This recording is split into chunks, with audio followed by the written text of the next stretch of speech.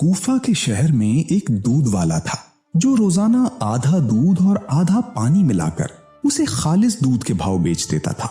लोग उसे हमेशा समझाने की कोशिश करते कि भाई आप ये मिलावट ना करो, मगर हर बार वो हंसकर जवाब देता कि पानी मिलाने से किसी का क्या बिगड़ता है, देखो आज मैं कितना अमीर हो गया हूं।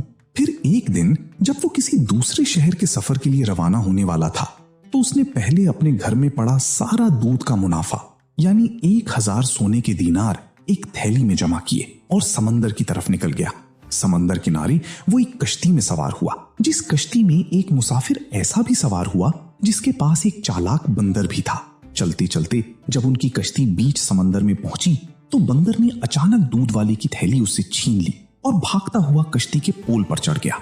मस्तूल पर बैठकर बंदर ने उन दीनारों की थैली को खोला और उसमें से एक दीनार निकालकर समंदर में फेंक दिया। फिर उसने दूसरा दीनार निकाला और कश्ती में उस दूध वाले के सामने फेंक दिया। फिर बंदर ने तीसरा दीनार निकाला, उसे समंदर में और चौथा कश्ती में फेंक दिया। फिर जब दूध वाले ने कश्ती में पड़े अपने दीनारों को इकट्ठा किया और उनकी गिनती की तो वो बस 500 दीनार ही थे। बाकी के 500 दीनार बंदर ने पानी में फेंक दिए थे। दूध वाला चीख चीख कर बोला, मेरे साथ ये जुल्म क्यों हुआ?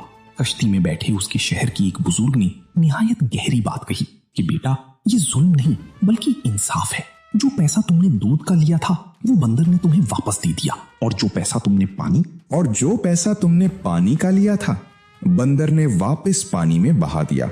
ये सुनकर दूध वाले को समझ आई कि हराम का पैसा जिस रास्ते से आता है उसी रास्ते से जाया हो जाता है और इंसान के हाथ सिर्फ पछतावा रहता है।